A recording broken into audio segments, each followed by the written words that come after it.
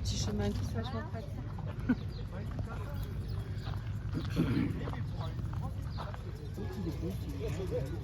Mais c'est mignon comme tout.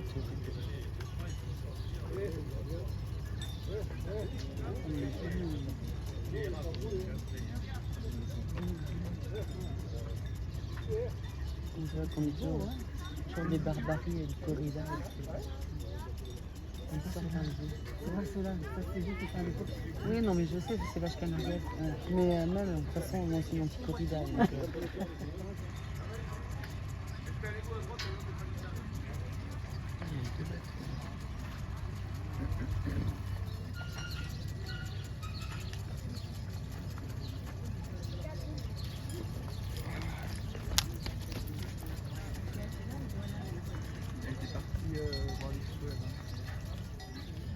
Alors bonjour à tous et à toutes et bienvenue au Mas de la Comtesse.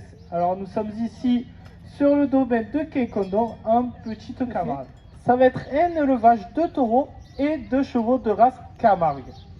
Alors il faut savoir que le propriétaire d'une manade va se nommer le manager. Et manager, ça vient du terme main. Parce qu'avant, pour pouvoir se déclarer manager, il fallait avoir 5 têtes de bétail, comme les 5 doigts d'une main. Et le manager va avoir des employés. Et ces employés vont s'appeler des gardiens.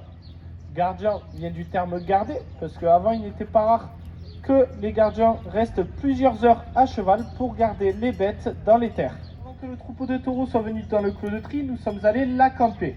Accamper signifie rassembler, c'est-à-dire qu'on est parti au fond des terres chercher les taureaux pour les ramener jusqu'ici devant trier le simbeo. Simbeo, ça vient du patois symbole, parce que ça va être tout simplement le taureau charismatique du troupeau. C'est celui qui va le mener et le canaliser. Ce simbeo, on va le reconnaître parce qu'il est porteur de cloche et normalement il sera très gentil à trier. Du coup, on va souvent envoyer une jeune monture ou un jeune cavalier pour pouvoir apprendre le métier. Alors là, ça va être Laura qui va s'avancer et trier le simbeo. Il faut savoir que nos simbeo sont porteurs de cloches et de noms. Alors normalement, rien qu'à l'entente de son nom, le simbeo devrait se diriger vers la sortie du clos de tri.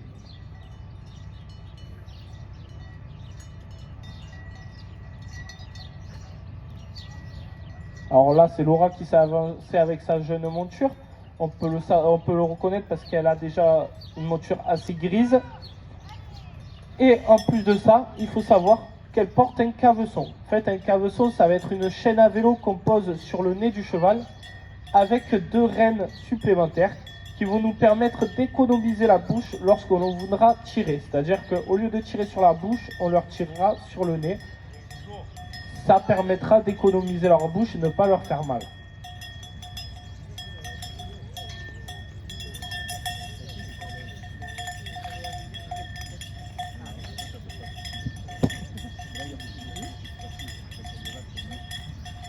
Alors, je vais vous parler un peu de la traçabilité de nos taureaux Camargue. Il faut savoir que comme pour chaque race de bovins, on va retrouver des boucles oranges à leurs oreilles. Et sur ces boucles oranges, on va avoir leur numéro d'identification. Mais nos taureaux sont souvent dans des marécages. Qui dit marécage dit beaucoup de boue et aussi des arbres. Il faut savoir que nos taureaux, lorsqu'on va les laisser, parce qu'ils habitent, enfin, ils vivent dans des grands prés en semi-liberté dans nos grands espaces en Camargue.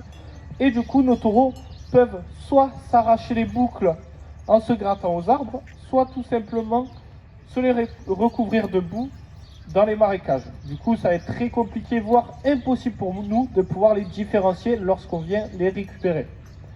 C'est pour ça que pour pouvoir les reconnaître dans tous les cas, on va appliquer une autre marque de traçabilité. Et pour l'appliquer, on va faire des ferrades. Alors les ferrades, en quoi ça consiste? Il faut savoir que sur votre gauche, on va avoir un long champ vert âgé de 1 an. Et cette bête, on va la courséger, c'est-à-dire la poursuivre à cheval jusqu'en bas du clos de ferrade. Et en bas du clos de ferrade, on aura des gardiens munis de tridents. Alors le trident, ça va être un long manche en bois avec 3 pics en fer au bout. Krabi en tient un dans sa main et il va vous le montrer. Voilà. Ça va être le trident du coup. Et du coup, les gardiens, grâce au trident, ils vont essayer de déstabiliser la bête en la piquant aux fesses pour la faire glisser et tomber. Et lorsqu'elle sera au sol, Là, on va descendre de cheval pour l'attraper et la maintenir au sol. C'est-à-dire que, en fait, nos taureaux et nos vaches ont une épaisse couche de cuir de plus de 1 cm qui vont pouvoir les protéger de la brûlure. Alors, si on voulait vraiment le comparer avec nous, on le comparerait avec une brûlure de cigarette. Ça fait mal, mais on s'en remet très vite. Le Fanchon, le J de Jeanne et le N de Ninon. Cette marque, on va la poser en bas de la cuisse à gauche. Ensuite, au-dessus de la cuisse à gauche, toujours, on apposera le numéro d'année de naissance. Par exemple, si la bête est née en 2022, on apposera le chiffre 2. Si elle est née en 2021, le chiffre 1.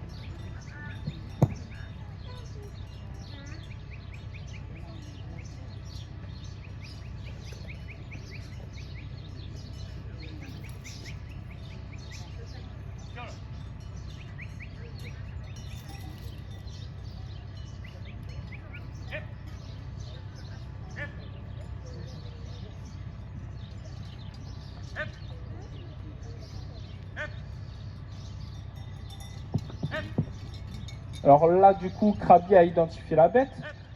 La bête se sent oppressée, on le voit très bien. Et le plus compliqué dans un tri de bétail, ça va être de sortir qu'une seule bête à la fois, de choisir rien que celle que l'on veut. Ça va être quelque chose quand même d'assez technique.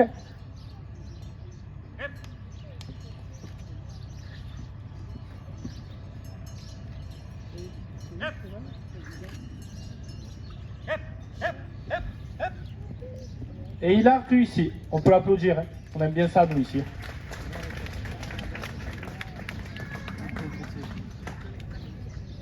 Alors maintenant, j'ai une question à vous poser.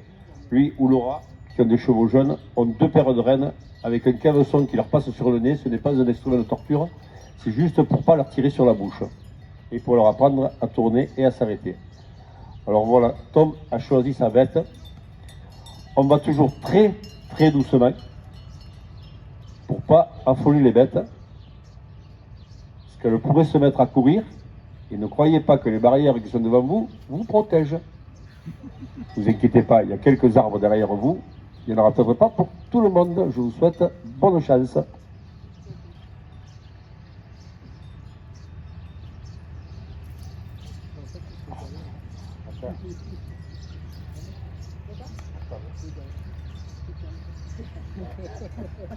Alors voilà, il a choisi sa bête et il va essayer de la sortir.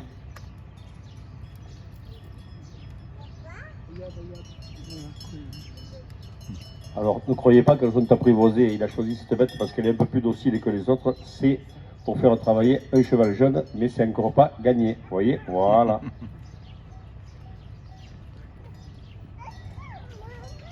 C'est comme le chat, je veux plus. Même si elles ont l'air gentilles, ça reste des taureaux sauvages.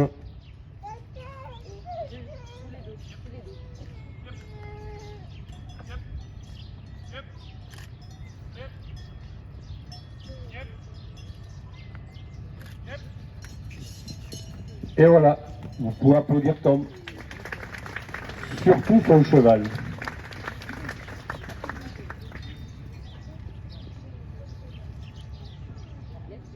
Normalement, si on avait eu un taureau à soigner ou une bête en course, on aurait poussé toutes les bêtes le long de l'aile jusqu'au tauril. Le tauril, ça va être une grande case avec plusieurs compartiments à l'intérieur et des planches en bois avec des tubes en fer au-dessus. Les tubes en fer nous permettent d'attacher les taureaux et les planches en bois nous permettent de nous mouvoir au-dessus de la tête des taureaux sans danger.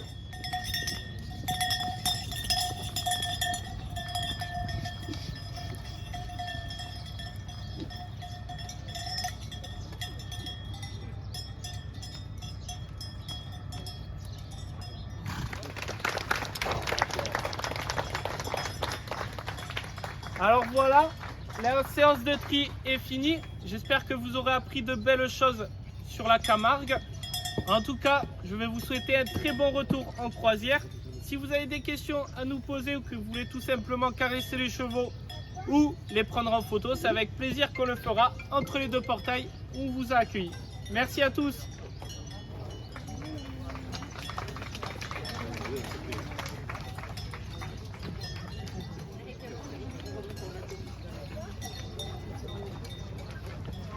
Typiquement Camargue, gardien de taureau, Rick Camargue, le tout accompagné de vin des sables, puisqu'on produit du vin des sables, et surtout de gitans. Un repas en Camargue sans gitans, c'est pas un vrai repas en Camargue, ça a lieu tous les jeudis soirs. C'est très représentatif d'une belle soirée camargaise. En plus, on vous ramène, donc vous profitez pleinement de la soirée. C'est 48 € pour les, non, pardon, c'est 50 € pour les adultes et 28 € pour les enfants. Et tout est compris, la balade, le spectacle, les boissons, le repas. Les billets sont à vendre à la boutique du bateau, elle se trouve à l'entrée.